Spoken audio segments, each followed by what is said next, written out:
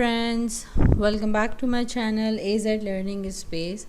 In the previous video we have learned about the main purpose of the tenses, why we are studying tenses in the English, and what three different types of tenses we have to use in terms of our writing, in terms of our speaking. So as we have discussed about the three main types of tenses, so the very first is the present tense. So if we come about or if we talk about what is the present tense, so an action word or a verb that is going on or that is in the motion or that is happening at the same time. For example, I am teaching the students, so I am doing something, I am doing currently, so that is an action word and it is in the present. For the past, an action that did or that completed before or that finished earlier. For the future, an action that will be planned or that will be scheduled or that will be predicted to be completed or to be performed in the near time. So today I have present you a very important diagram. Many of the students having a lot of confusion that teacher that what helping verb we have to use, which what tenses. So in this series of tenses I will be covering one tense in each of my video, and there will be some exercises and activities at the end. So watch my lesson till the end of the whole video, so surely you will be having some learning and you will be developing a clear understanding about the particular tense. So as you can see in front of you, that tenses are very firstly categorized into three main categories, like present tense, past tense and future tense. If we look into the three main tenses and further they are broken down into four subtenses, means every particular category have their four subcategories. So it's total come up to 12 tenses, and if you can see that there is some like a similarity, but there's a little difference. For the present tense, the very first four tenses, if you can see, it's present simple tense, present continuous tense, present perfect tense and present perfect continuous tense. For the past, it is simple past tense, past continuous tense, past perfect tense and past perfect continuous tense. Over here there is a dot in perfect, PERFECT, so they have written used here a dot to represent it is an abbreviated form. Then in the future we have future simple tense, future continuous tense, future perfect tense and future perfect continuous tense. Four of them are very much similar in terms of the verb form, but they do have a difference in the helping verb, and some related more additional helping verbs might be there will be has, have, had, do, does, did. So we will be going to differentiate turn by turn. So today I will be teaching you the very first category of the present tense, that is the simple present tense. Okay, let's just quickly recall what we have studied in the last slides about the present tense.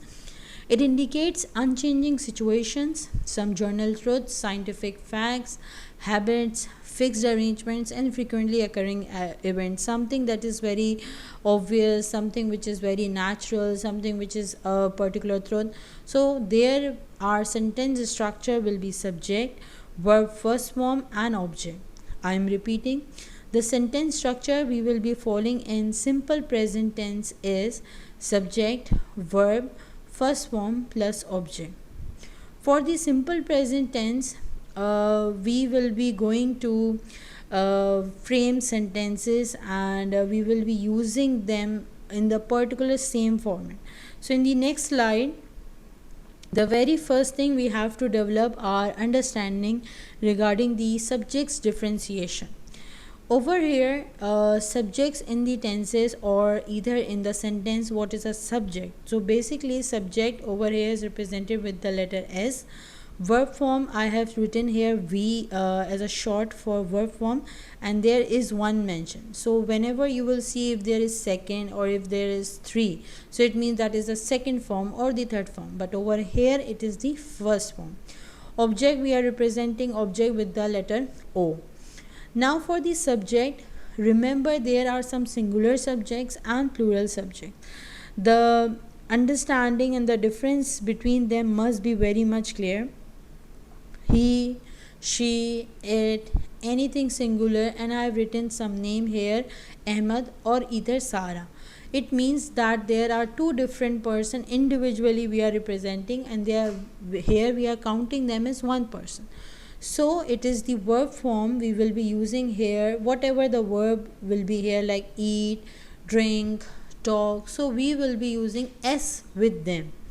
In the next we have an object, like he eats an apple, she eats an apple, it eats an apple, Ahmad eats an apple, Sara eats an apple. Or either you can replace with any the particular name or any particular single subject. Hope this is very much clear to you now. Let's move forward for the plural subjects.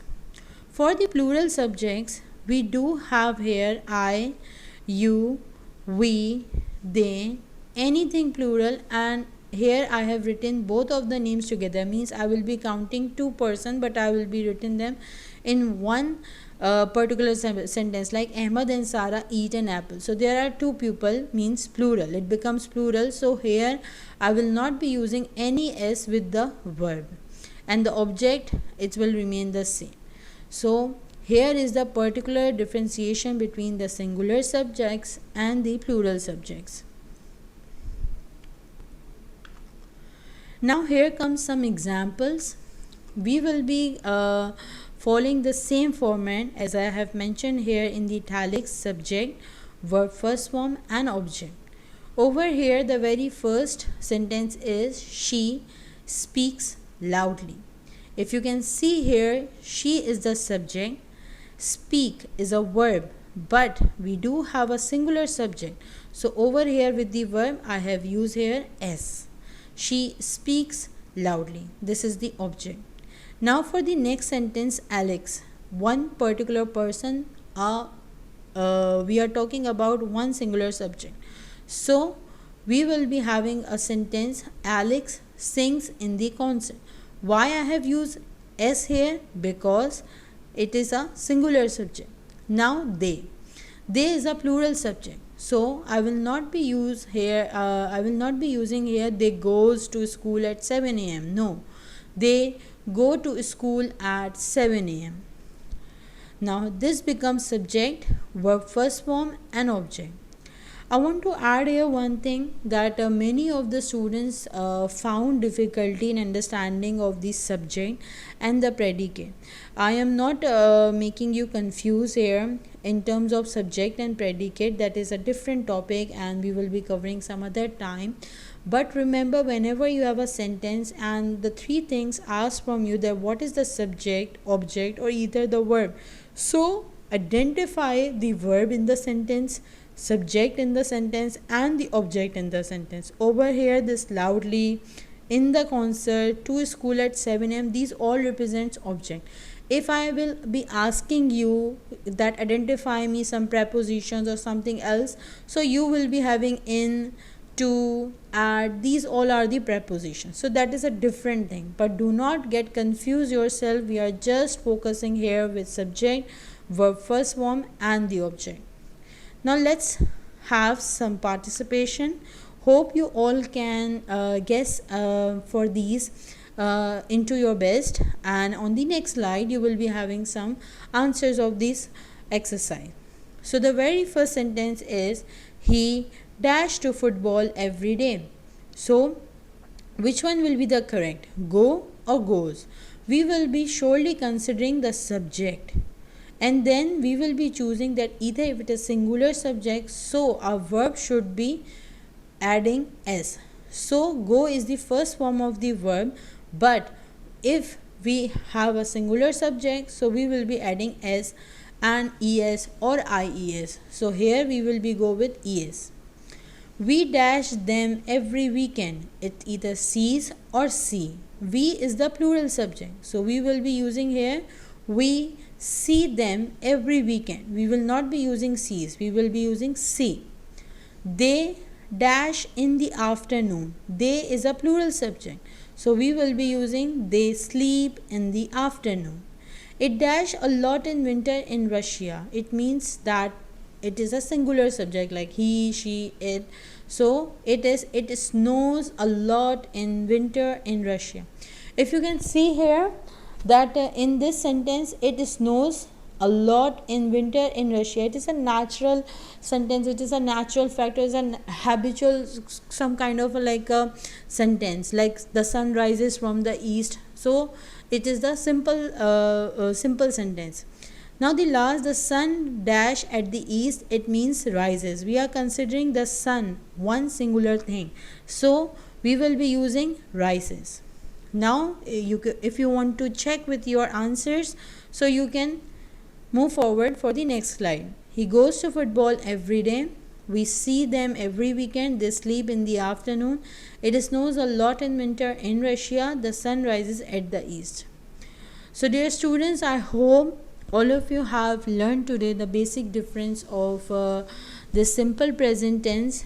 Do study the difference in the singular subjects and the plural subjects, frame sentences, and practice more sentences from the internet or from any of your language or grammar book.